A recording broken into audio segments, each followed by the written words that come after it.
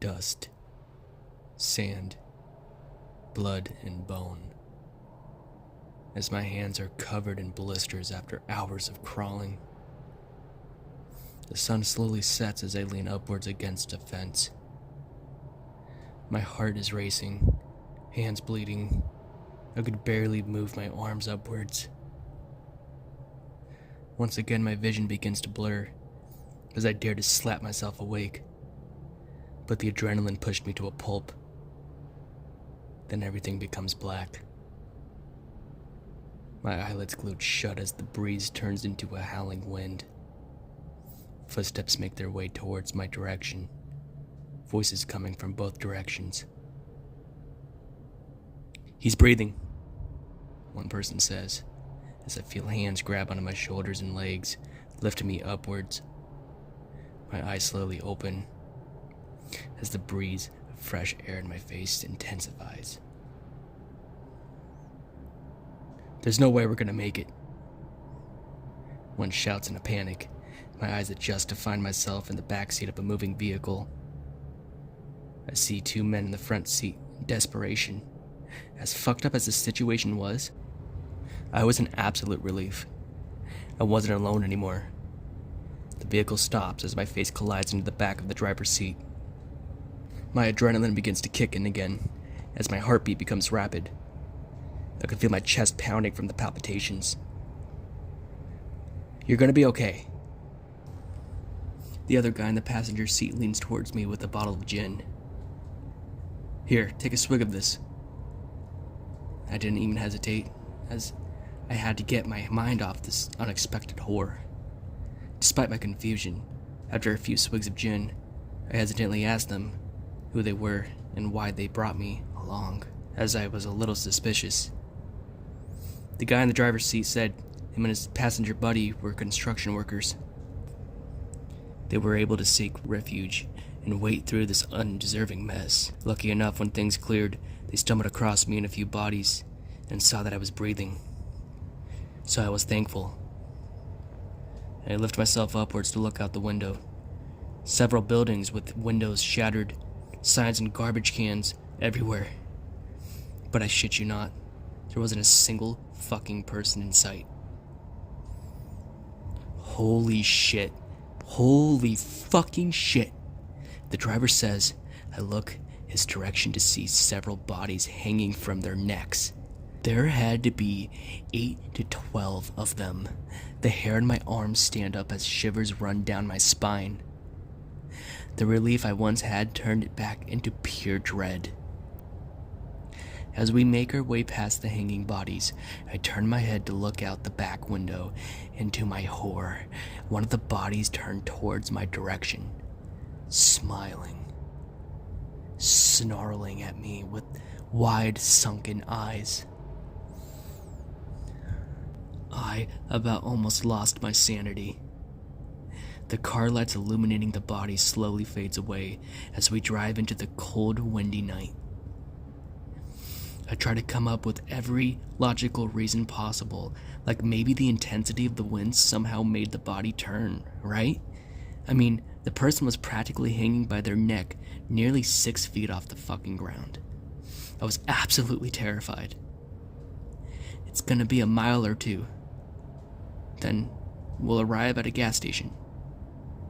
15 minutes pass by, and lucky enough, we arrive at the gas station. And there wasn't a single light in sight. I could only see in the rearview mirror only just a slight glimpse of their current reaction. Both guys in the front seat terrified, including myself. Everything felt like a vivid nightmare. The gas station was pitch black, with nobody in sight. The guy in the passenger seat introduces himself and his friend. He calls himself Ted, while the other driver goes by Mark. I didn't even respond. My heart was racing, and the buzz from the gin wasn't even helping. Ted nervously exits the car.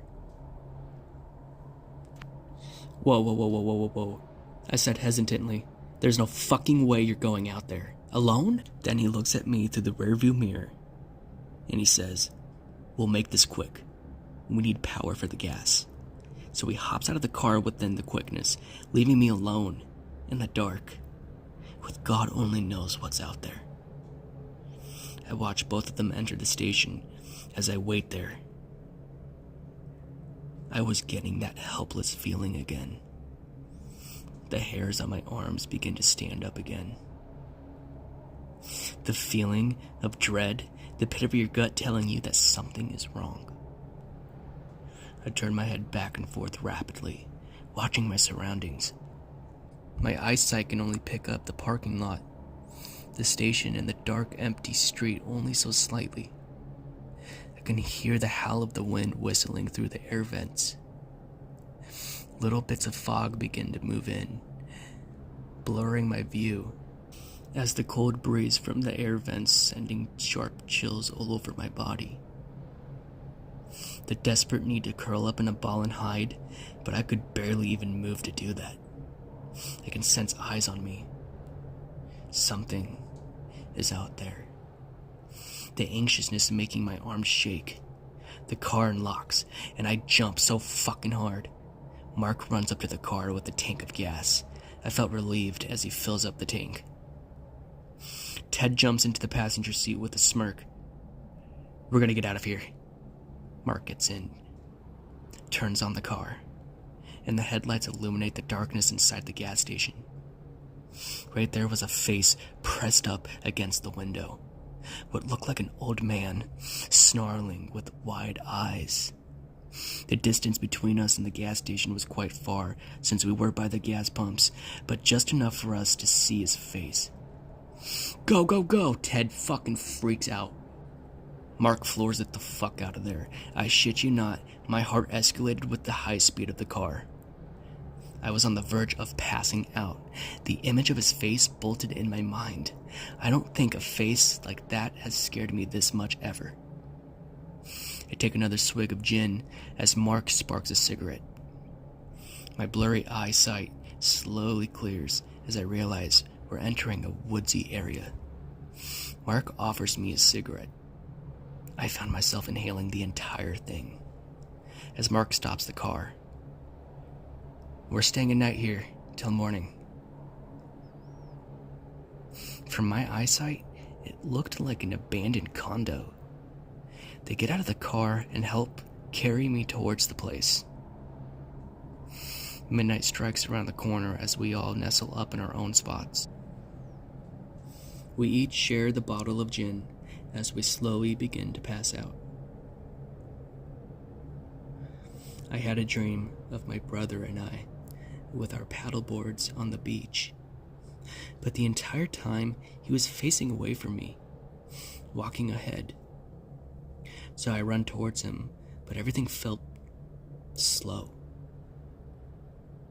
Like as if you're trying to run underwater.